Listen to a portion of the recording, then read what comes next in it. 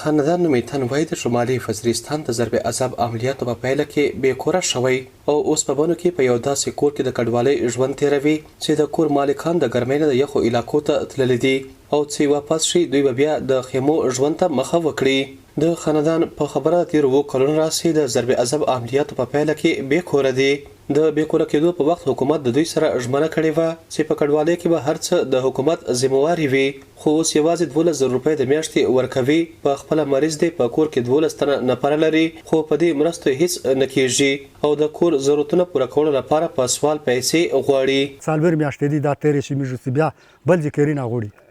ته و زره لا زره او ته زره دا کرا پر نور شي بیمور دروشي بیمور طریقه مشتنګا نشته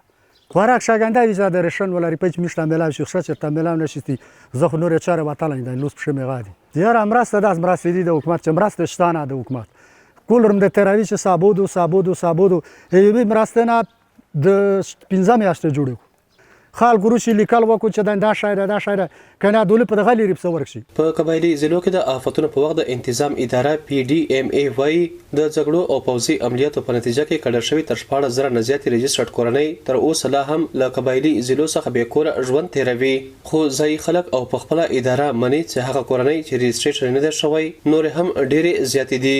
د شمالي وزیرستان مداخل قوم سره تړاو لرونکی رحمت وزیر چې د کډوالو لپاره کار کوي ویل د بنو په باقاخیلو کم او د هیواد په نورو سیمو کې میش کډوال د ډیرو ستونزو سره مخامخ دي باید حکومت خپل علاقو ته واپس کولو لپاره زمينه برابر کړي هغه ویل زموږ کډوالو دغه ایوا غوښتنه ده چې زموږ د خپل وطن ته بیرته واپس کړي ځکه چې هغه زموږ خپل وطن دی او دلته زموږ لپاره سہولتونه نشته او بل دلته زموږ تعلیم هم خراب شوی دی او چې هلته خپل کورونه آباد کړو دا به زیاته غوروي تقریبا وکولا پیراشول چې زرګونه کډوال او د IDP ژوند کوي نو میش بار احتجاجی نه کوي حکومت ته میش د مطالبه چې کیمیا میش د ذمہوار خلک پیش کړی دي خو د میش په مطالبه باندې د تر اوسه پرې هیڅ قسم هاور نه دی کړی او میش د خل ډیر مجبور دی په تکلیف کې دی PDMA وای په دغه بې کوره شویو کورنیو کې نږدې 15,200 د شمالي وزیرستان دي او پاتې شاوخوا 800 کورنۍ د خیبر ضلع دي دغه ټوله کورنۍ اوس په کیمپونو کې نه اوسېږي چې له امله دوی له زیاتو ستونزو سره مخ دي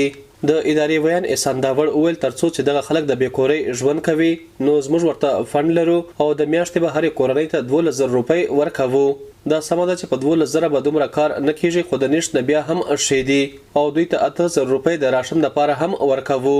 څه علاقې داسې دي چې اوسه پورې لا کلیر شوي نه دي او یا داسې دي چې په هغې کې د دوی د نارمل ژوند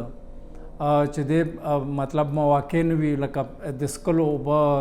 د تعلیم د صحت دلته د دوی دپاره د روزګار د انتظامات د سړکونو انتظامات هم د رفت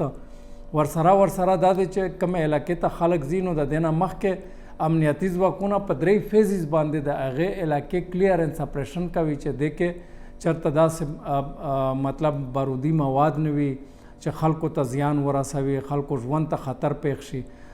د ضرب عذاب په پیله کې د وزیرستان څخه هم په زرګونو شمیره کورنۍ افغانستان ته تللي دي په تیر شوي څو پړاوونو کې د وزیرستانیانو کډوالو یو شمېر کورنۍ خپلو سیمو ته ستنې شوې خو تر اوسه په خوست کې خواوشا 8,000 او پکتیکا کې 3,000 کورنۍ میشته دي ډېری کډوال په خوست کې د ګلانو په نوم د کډوالو په کیمپ کې اوسي عدنان بیټنای ډیوا بنو